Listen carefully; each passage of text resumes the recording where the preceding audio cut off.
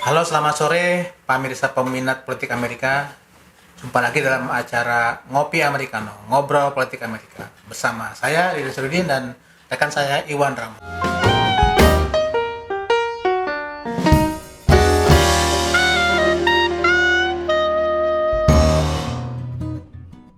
Ya, Selamat sore, Iwan. Apa kabar, sore, Pak? Pak. Baik, Pak. Suasana baru, Pak ya. Ya, kita coba dari suasana baru ya. Ini dalam rangka apakah Demokrat mau menang atau gimana, Pak?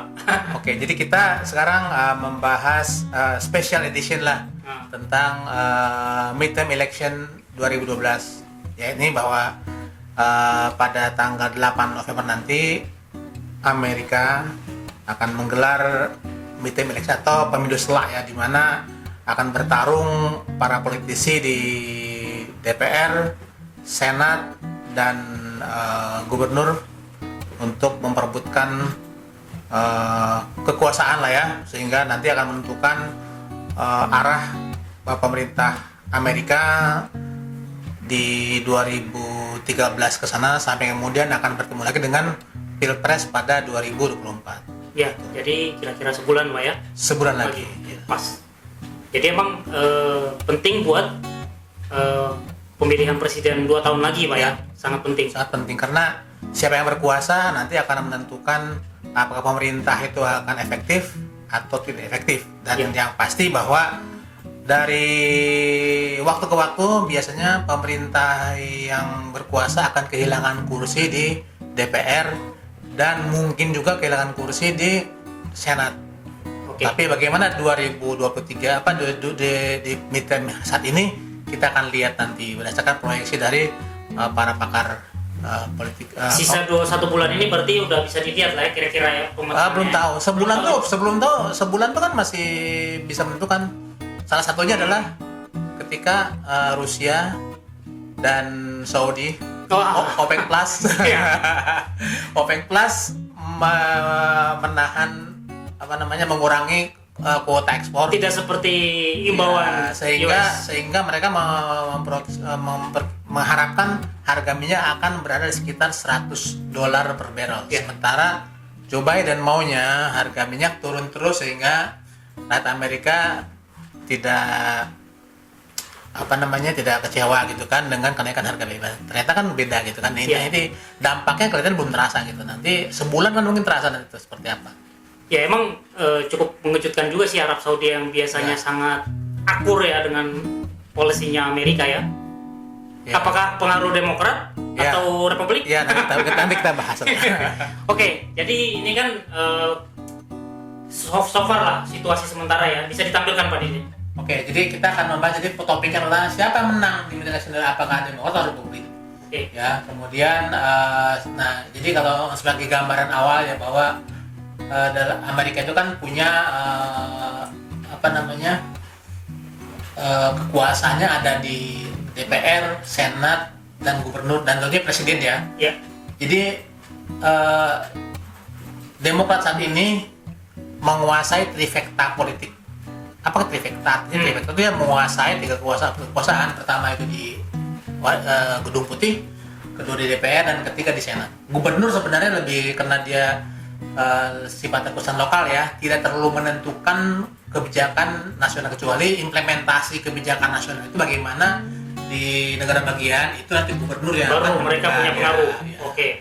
Jadi emang yang penting DPR, Senat, karena emang menganut dua kameral ya. Oke, kemudian kita lihat dulu saat ini. Nah, di DPR itu berdasarkan midterm 2018 ya. 2018 ya. Itu sekarang Demokrat itu mayoritas dengan 222 kursi, sementara Republik punya 213 kursi. Meskipun sebenarnya angka saat ini nggak seperti itu karena ada special election, ada yang misalnya DPR yang misalnya dia akan jadi menteri oleh Joe Biden misalnya. Jadi sebenarnya tidak persis seperti itu, tapi itu hasil dari pada 2020 ya. Barang dengan Pilpres lah hasilnya ya, seperti itu. Karena DPR tuh setiap 2 tahun mereka pemilu ulang. Jadi setiap 2 tahun, jadi 2 midterm, kemudian waktu pilpres juga mereka bertarung lagi. Nah itulah hasilnya ya, seperti itu. Oke, kemudian di Senat, nah Senat itu sebenarnya mereka Republik menguasai mayoritas karena mereka menguasai 50 kursi, sementara Demokrat hanya 48. Oke, hanya. Masalahnya adalah ada independen, senator independen yang kemudian mereka berkaukus atau bergabung dengan Demokrat dua-duanya. Sementara kenapa jadi mayoritas? Karena Demokrat punya wakil presiden yang dia kayak seperti menjadi ketuanya Senat lah. Oh iya, berdasarkan jadi Kamala Harris menjadi penentu. Jadi kalau tiba-tiba sama-sama kuat gitu kan, nah Kamala Harris menjadi menjadi tiebreakernya lah. Dia menjadi penentu. Ya pasti dia akan berdasarkan Demokrat kan. Kalau DPR tadi kan Pak 4 tahun sekali Pak ya, midtermnya. Meskipun selisih 2 tahun dengan DPR itu sebenarnya tiap 2 tahun. Jadi di midterm, kemudian di pilpres setahun lagi. Kemudian kalau senator itu setiap 6 tahun. Oh, berarti lebih lama ya jangka waktunya. Senator lebih lama. Oke. Jadi kira-kira setiap 2 tahun itu ada sepertiga senator itu bertarung gitu. Berarti lebih dinamik yang dia ada di DPR Pak ya, karena DPR tahun sekali ya. Setiap 2 tahun DPR itu bertarung. Oke. Kemudian untuk gubernur itu ada saat ini dari 50 negara bagian itu 27 Republik, 23 Demokrat. Jadi Republik itu lebih banyak menguasai gubernur di Amerika. Oke. Tapi balik lagi kan yang tadi bahwa mereka tidak terlalu berpengaruh untuk menentukan kebijakan nasional. Hanya kalau yang berkaitan dengan kebijaksanaan negara bagiannya, state. Oke. Lanjut. Oke, sekarang proyeksi sekarang di DPR ya. Jadi seperti bilang tadi bahwa semua dari 475 kursi yang diperebutkan, nah sekarang semua anggota DPR itu bertarung lagi ya. Nah dari proyeksi sebenarnya banyak sih, ada beberapa versi, ada 538, ada ada crystal ball, banyak lah versinya ya. Tapi versi itu menarik karena mereka tidak sekedar melihat dari polling, tapi dia melihat juga dari misalnya seberapa besar si calon anggota DPR atau anggota Senat itu dia misalnya mendapatkan pendanaan, ya kan. Kedua misalnya tren di sebelum seperti apa gitu. Karena kan berpengaruh kan, misalnya tiba-tiba contoh Ohio tuh misalnya sebenarnya calon dari Partai Republik itu Demokrat tuh di polling lebih unggul gitu loh. Tapi di dalam proyeksi misalnya dia sebelumnya Trump bisa menang di situ sehingga dia diperkirakan akan kalah di situ ya. Nah ini untuk ini kelihatan ya Pak ya, merah lebih banyak. Artinya bahwa peluang Republik untuk menguasai DPR untuk mayoritas itu 70% lah. Sementara Demokrat hanya punya peluang 30%. Ini sesuai fenomena bahwa rezim biasanya kalah di DPR ya Pak ya. Dan memang kondisi pemerintahan Biden kan memang lagi susah juga kan. Ya, betul. Dia sendiri elektabilitasnya juga rendah, kemudian kondisi ekonomi juga lagi memburuk, kemudian ancaman resesi, harga minyak tadi kan setelah Rusia menyerang Ukraina juga naik dan turun, dan sekarang akan naik lagi sedikit gitu ya. Sama kognitifnya juga dipertanyakan. Nah, itu. Oke, kemudian cuman kalau dilihat bahwa trennya itu peluang Demokrat itu semakin menanjak sebenarnya. Terutama kalau dilihat tuh di bulan apa? Bulan Juli ya. Kenapa? Waktu itu si Mahkamah Agung mengeluarkan keputusan itu membatalkan undang-undang aborsi. Ya. Itu bisa jadi isu terbesar setelah ekonomi di Amerika. Meskipun tetap bahwa trennya menanjak Demokrat, tapi ya mentok saat ini mentok di 30%. Peluangnya untuk bisa sedikit ada kenaikan pada saat Juli. Ya. Isu itu ya. Nah, kemudian yang terakhir itu bahwa berapa sih kira-kira rata-rata. Nah, nanti proyeksinya adalah Republik akan menguasai 225 kursi sedangkan Demokrat 210. Jadi ada selisih 15 kursi. sebenarnya saat ini selisih nggak terlalu besar gitu ya. Nanti mereka hanya perlu sebenarnya saat ini mereka hanya perlu memenangkan 6 kursi aja sudah mayoritas saat ini ya. Tapi mereka diperkirakan akan punya margin 15 kursi. Berarti berdasarkan kalau mau dibandingkan dengan 2 tahun lalu atau 4 tahun lalu, ini kan artinya margin itu tipis Pak ya? Margin tipis lah. Ya? Jadi sebenarnya kondisi saat ini itu mungkin mirip-mirip 2010 ketika Obama kehilangan 64 kursi di DPR. Nah sekarang karena aborsi itu gitu kan, sama kemudian ada dua faktor lagi, ada namanya setiap 10 tahun itu ada namanya gerrymandering, redistricting. Jadi kalau kita tuh namanya dapil ya, dapil tuh di perbatasannya diotak-atik lagi gitu kan. Oleh di tiap negara bagian, terutama oleh partai yang berkuasa di situ gitu kan. Oke, jadi berbeda dengan di DPR, perubahan peluang Partai Republik di Senat itu sangat berbeda ya. Jadi kalau di DPR itu Republik diproyeksikan akan menguasai mayoritas di DPR, meskipun ada penurunan tetapi tetap diakhiri pada posisi 70% peluangnya ya. Sementara di Senat itu awalnya Partai Republik itu diproyeksikan akan menang mayoritas di DPR, di Senat. Tapi setelah bulan pertengahan Juli, yaitu setelah undang-undang aborsi itu dibatalkan oleh Mahkamah Agung, Partai Demokrat menyalip. Kan sampai saat ini peluang mereka di 67%, sedangkan Republik di 33%. Terlihat itu Pak ya kurvanya. Ya, terlihat kurvanya kan. Signifikan. Nah, jadi diperkirakan bahwa setelah midterm election nanti, Demokrat akan menambah 1 kursi di Senat menjadi 51, sedangkan Republik akan kehilangan 1 kursi Senat menjadi 49. Nah, menariknya ya, kalau kita lihat, jadi dari 34 kursi Senat yang diperebutkan sebenarnya hanya sekitar 8 aja kompetitif ya. Yang ramainya di media ya, terutama di negara-negara swing states yang sebelumnya adalah dimenangkan oleh Republik. Angin segar kayaknya buat yang biru Pak ya. Nah, kalau dilihat bahwa terutama seperti apa tuh, misalnya Pennsylvania kan sebelumnya dikuasai oleh kursinya dikuasai oleh Partai Republik, tapi kemudian kita lihat bahwa peluang Demokrat untuk menang itu sudah mencapai 73%. Iya, malah jauh ya Pak ya, padahal selebriti yang cukup tenar juga. Ya, tapi Demokrat juga sebenarnya ada ancaman di Nevada terutama.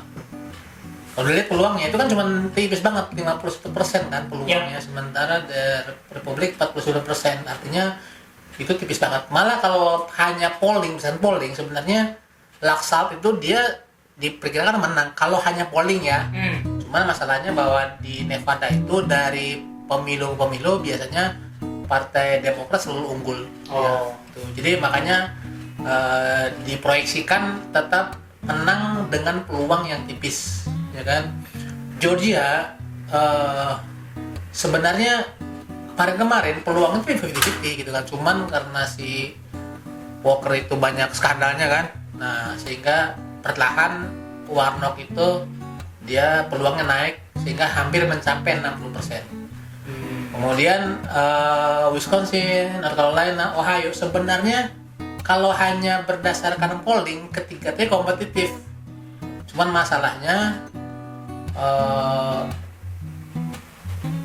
dan environmentnya kemudian beberapa faktor lain membuat Republik tetap akan menguasai kursi di Wisconsin dan Ohio. Oke, tapi ini kan 8 lah taruh ya yang 4 kompetitif. Ini kira-kira bisa berubah lagi nggak Pak dengan sisa waktu yang 1 bulan ini?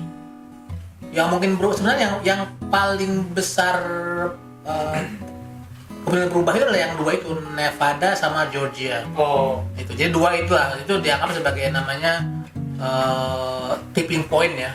Jadi Nevada sama Georgia tipping point di mana kalau misalnya Demokrat kalah di dua negara bagian itu, maka Republik otomatis akan menjadi mayoritas. Pokoknya Demokrat hanya boleh kehilangan satu aja, kalah satu aja gitu loh.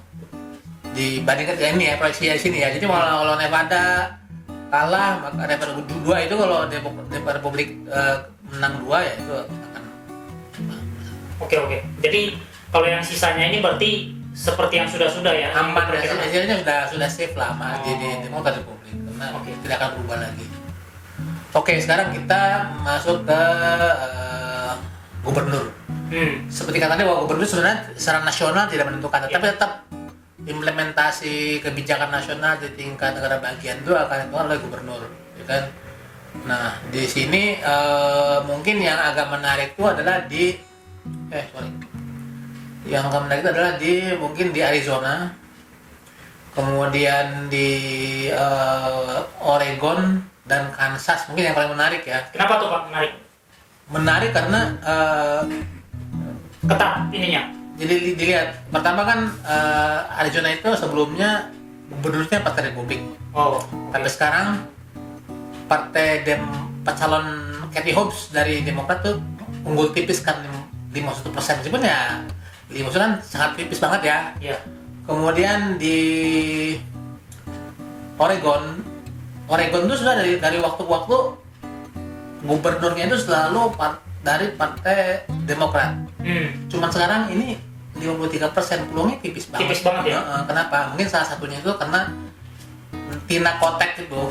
Tina Kotek itu sebagai calon gubernur dari Partai Demokrat, itu dia seorang yang sudah mendeklar sebagai lesbian lah. Ya, mungkin nilai tradisional di sana, meskipun Oregon termasuk negara liberal, tapi mungkin sebagian warganya mungkin masih meskipun memang itu nuansanya Demokrat seperti itu. Ya, seperti itu. Ya. Tapi tetaplah gitu kan. Beda dengan aborsi ya. Kalau aborsi itu kan masih ibu-ibu itu kan masa berkepentingan baik dari Demokrat maupun Republik kan. Kalau ini kan agak beda. Kemudian Nevada juga sama dengan di Senat, ketat juga meskipun tidak seketat di Senat ya. Tapi 54% itu kan sangat tipis lah menurut saya ya. Jadi terutama 3 itu.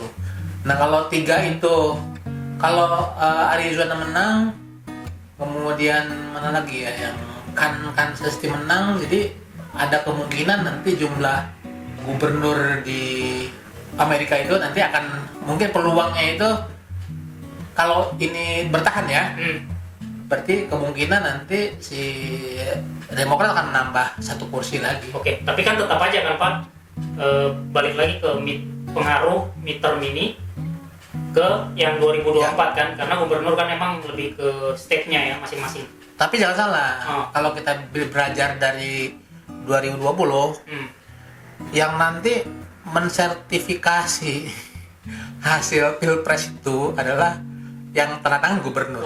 Tetap aja ya. Tetap aja ada faktor itu. Jadi kalau gubernurnya itu Trumpis, cenderung kemana? Cenderung ya, kemudian dia menolak sertifikasi ya kan. Kalau college ya bakalan kisruh juga tuh pilpres 2024. Ya itu setelah pemilihan lah ya. Setelah pemilihan. Ya, jadi penentuannya di situ.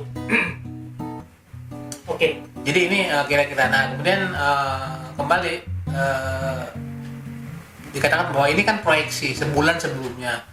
Nanti akan banyak, mungkin ada muncul isu baru yang membuat ini akan berubah lagi. Terutama salah satunya kan waktu itu seperti saya katakan tadi ada perubahan, misalnya kebijakan OPEC Plus yang menaikkan, ya kan, yang bukan menaikkan, jadi mereka mengurangi kuota ekspor sehingga otomatis akan diikuti oleh kenaikan harga BBM. Harga BBM itu kan menjadi ancaman bagi partai yang berkuasa. Iya benar, karena emang politik luar negerinya mundur lah ya Pak istilahnya ya. Sebenarnya bukan dari luar negeri ya, lebih ke ekonomi lah ya kan. Jadi lebih mungkin politik luar negeri menjadi faktor kedua. Yang utamanya adalah bahwa ketika BBM naik, seperti kita kan, harga BBM naik, harga mendasar Pak yang ya. lain kan Iya. ikut juga gitu Iya, kan. inflasi menaik lagi kan. Jadi itu menjadi Jadi artinya buat Demokrat itu suatu kemunduran lah ya. Oke. Berarti bisa berubah ya Pak ya nanti? Ya, Karena emang bisa berubah, ya bisa berubah. Meskipun kembali bahwa, the good thing adalah, gitu. Jadi selain Amerika, China juga sebenarnya kelabakan juga. Mereka nggak mau lah harga BBM naik loh ya. Iya. Dia sebagai importir terbesar juga nggak mau dia. Jadi sebenarnya untuk hal ini Amerika sama China inilah sepertinya satu posisi ya. mereka nggak mau harga BBM naik secara terbuka ya Pak ya. terbuka. Ya. Tapi kan kalau Cina kan mungkin bisa deal di belakang Pak dengan Rusia kan? Bisa jadi Ya, bisa jadi. ya. Oke. Tadi balik lagi Pak, kan kebetulan kan Senat meskipun kurun waktunya berbeda dengan DPR ya. Kalau DPR kan emang tiap 2 tahun ya Pak ya. Ya. Terus Senat per 6 tahun ya gitu Per Pak ya. 6 tahun. Meskipun sekarang ini nggak semuanya juga ya, perlu ditekankan juga. Kan 100 ya Pak ya dari Senat. Dan 100. Jadi Ya. rata-rata mungkin setiap kan karena tiap ada 6 tahun ya. Ya. Kira-kira dalam setiap 2 tahun itu sepertiganya lah. Oh, sekarang sepertiga. Jadi ini sepertiga lah sekarang ceritanya. 34 kan totalnya. Oh, kan, oke, 34. oke. Jadi kira sepertiga. Kalau Ya. kalau gubernur agak beda, karena gubernur mungkin termnya agak beda. Gubernur itu sekarang mungkin ada berapa tuh?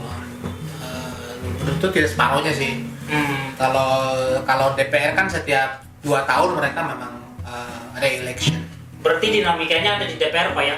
Dinamiknya DPR. Meskipun- DPR tuh di sana kursi panas lah. Iya. Kalau di kita mungkin kursi dingin nih. Tapi ngomong-ngomong nih Pak, sekedar out of topic. Kalau di sini kan kalau sekali 5 tahun Ya. pensiunnya seumur hidup. Kalau di sana gimana Pak ceritanya Pak? Apakah mereka juga gitu? Nanti pensiunnya juga seumur hidup? Nikmatnya Saya nggak tahu sih. Cuman kan mungkin bedanya kan kalau di sana itu orang-orang yang masuk ke politik orang yang sudah mapan ya. Oh, Mungkin mereka udah nggak mikir, mungkin ya mayoritas udah nggak mikir proyek, mayoritas udah nggak mikir pensiun. jadi susah dibandingkan lah ya. Sudah dibandingkan karena Ya. mereka yang maksudnya udah established ya. Oh. Jadi itu aja. Oke. Terus setelah ini kan sudah mulai ketahuan nih Pak. Apalagi nih selainnya Pak yang mau ditampilkan? Setelah ini? Mungkin ini yang menarik ya. Kayak misalnya sekarang misalnya North Carolina, Ya kalau kemudian Ohio, kemudian Pennsylvania. Jadi boleh dikatakan bahwa itu kan sebenarnya mereka itu bukan selesai termnya ya, tapi mereka retired, mereka pensiun, mereka mengundurkan diri dari senator. Kenapa?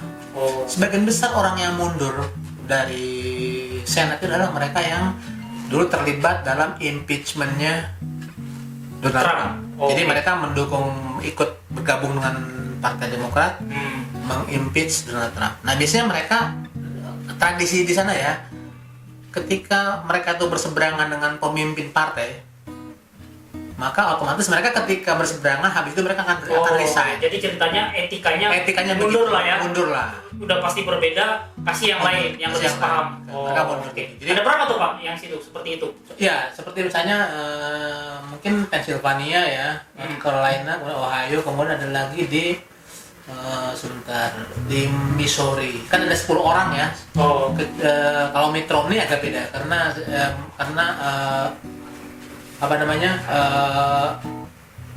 Utah itu kan Mormon mayoritas ya, Oh. sehingga agak beda. Konservatif ya? Ya. Konservatif tapi Mormon Tradisional. sehingga dia bukan